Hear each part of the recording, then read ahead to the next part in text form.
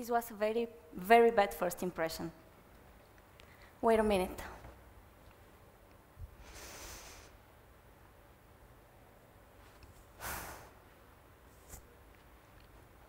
Now I feel much better.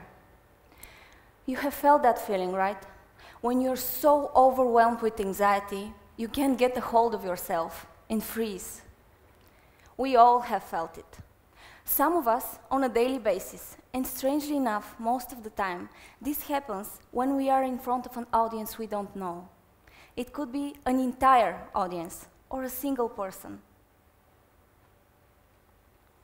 Do you know why? Because the way we are perceived by other people matters to us. When we are in front of an audience we don't know, we always feel vulnerable. The more the people, the more exposed we feel. We are afraid of being judged and hurt.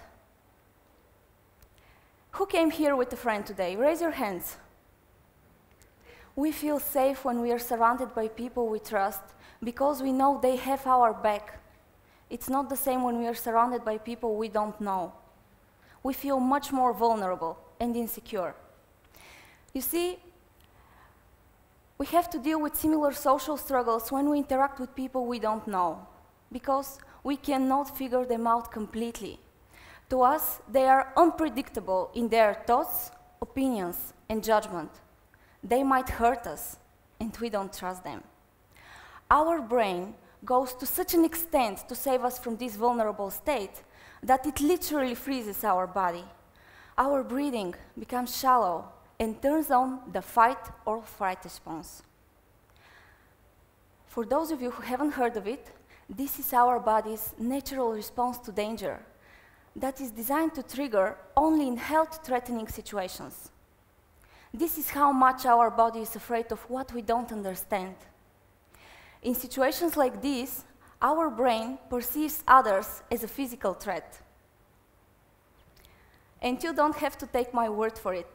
It's a proven fact that those instincts are natural, and they came all the way from our caveman days, where survival was a completely different concept than it is today. And it's absolutely normal. In fact, studies in USA have shown that people's #1 fear is public speaking at first place, dying at 5th, and loneliness at 7th. It turns out that one of people's biggest fears is related to communication. Do you know what all successful high achievers have in common? It's social confidence and the ability to surround themselves with the right kind of people. They do it because they know they can't reach their fullest potential without the help of other people. Confidence is having a strong belief in the success of your abilities to overcome a challenge. Confidence is having a belief that your personal abilities can lead you to the right outcome. But the question is, how can we become more confident with people when we don't know what to expect from them? Social confidence comes with experience. But the problem is that most of us are either too afraid or don't know what to say. And before I show you how to do it, let me tell you about a superpower you might have not realized you already have. Have you ever wondered why, when you lose someone close to you and you go outside, you start seeing them in other people? You start to notice other people wearing the same clothes as that person. You start hearing their voice. When my grandmother passed away, for example, I was constantly seeing her in random people on the street. All I could think about and see was her. Everything reminded me of her. Have you ever been so madly in love with someone that everything else ceases to exist? This person becomes the center of your universe. Everything you start doing is somehow related to them. You forget to eat, you forget to sleep. Have you ever been so out of touch with the present moment that you can't remember your morning's drive to work or what you had for lunch, as if everything happened on autopilot? In fact, it probably did happen on autopilot. Let me explain. In one of his books, Alan Pease points out that the human brain receives about 400 million bits of information every second, but can consciously process only 200 bits. It turns out that 99.9% of the information we receive gets filtered out, so our brain doesn't explode. In 1949, psychologists Dr. Moruzzi and Dr. Magoo discovered a structure deep within the brain that controls mental alertness. This system is the control center of our body. Now, the most important thing you need to know about the reticular activating system is that it is actively involved with your beliefs and desires. It does for you two things. First, it proves to you that whatever you believe is true. Second, it shows you the way to obtain the things you desire. Let me illustrate it for you. Imagine that you wanted to buy a specific car brand and the model. As soon as you decide you want it, you start immediately seeing it everywhere. You start to notice more people driving the same car more. You become friends with them. You start finding very good deals for that car. You start to justify why it's so good to buy this car right now. You start really hating your old car. You start to justify all the benefits and all the drawbacks of the new car. In fact, it doesn't have any drawbacks. This is the best car in the world, because it's your car. This system focuses your conscious mind on what you decide is important to you and filters out all the rest. It makes all we focus on become a part of our reality, even the things we fear and don't want to. This system helps us to tell our brain what's important and what's not. It's our built-in GPS. You put in your destination, and it shows you all the available routes and opportunities to reach your goal, and filters out all the rest, like your daily conversations with other people. Your reticular activating system brought you, all of you here today, because this is a part of your journey to your chosen destination. You see, all of us here in this room have a lot in common. We are all interested in other people, right? Now, imagine if we were to focus our conscious mind on the people we meet along our journey and make our day more about them instead of insignificant material things such as the latest and greatest smartphone. Imagine the social connections and opportunities this opens up for us. Many of us live a great percent of our day on autopilot, doing things mechanically and daydreaming about something else. We are not living in the present moment, and we can't interact with people properly.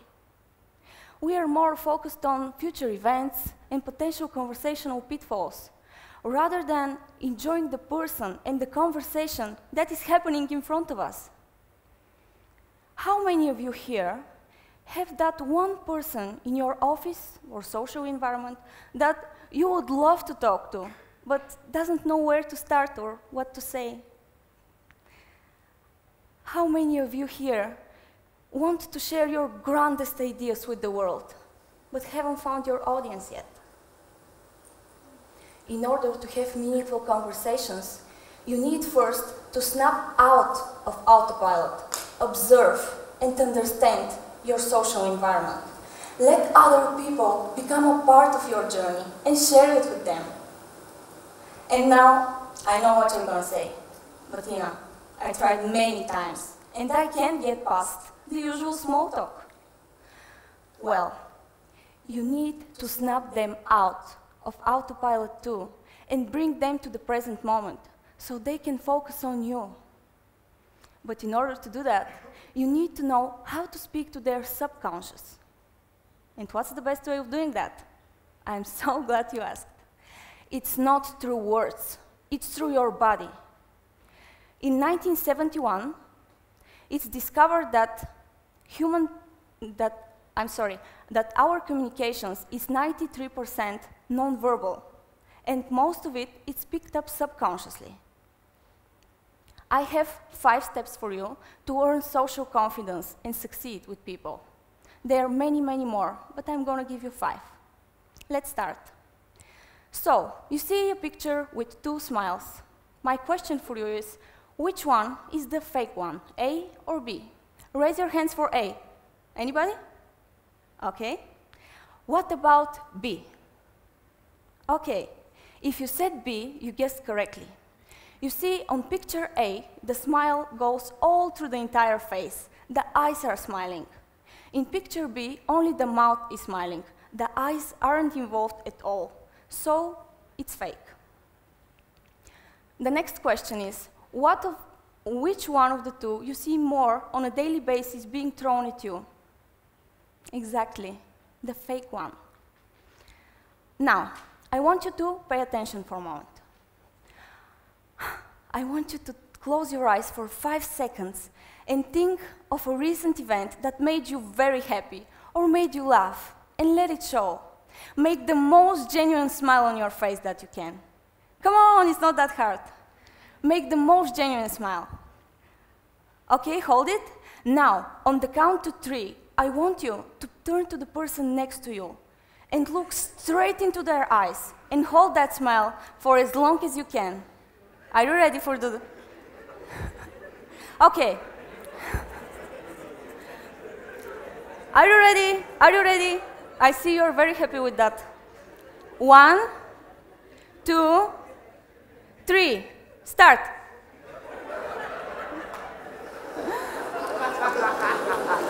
Amazing.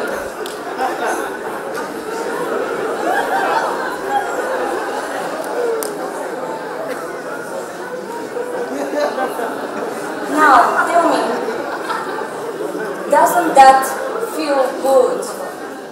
I'm absolutely sure you can't even remember what you were thinking before you started smiling into that other person's eyes. It's simple, but it works. Let's move on. Open up your body. You remember when I came out holding this, right? Like a shield in front of me, protecting me from your evil eyes. This could have been something else, like a book, or a cup of coffee, or my beer glass at the bar. Do you know which body part we notice first when we meet someone new? It's the hands.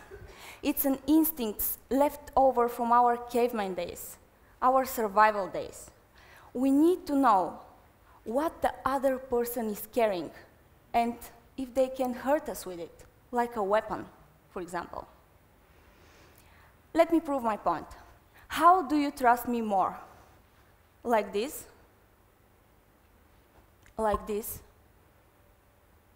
Or like this? Now you know. Open up your body. Show others it's safe to talk to you. You're not hiding anything. Step number 3. Exercise your vocal power. Our breathing is our tool for connection. The way we breathe is the way we speak. When we are under pressure, our breathing often becomes shallow and erratic. Now, if you find yourselves speaking like this, like I'm speaking right now, then take a deep breath and speak on the out breath. What you say cannot be as impactful as how you say it. Step number 4. Your body is your temple. Decorate it well. Your clothes and the way you wear them tell a story. Be sure it's the story you want others to hear. Your clothes are a direct reflection of your inner world. So be very selective. Step number 4, posture. Do you sometimes feel low and overstressed? Does it show up on your body? Does it wear you down? Let's do something together again. I want you to take this weight off your shoulders. Take a nice deep breath. Come on, take a nice deep breath and open up your chest. This is called power posing. The research has been done by Amy Cuddy, and she made an amazing TED Talk about that. For your homework, I want you to get up like this every morning till the rest of your life. Immediate results, guaranteed. Thank you.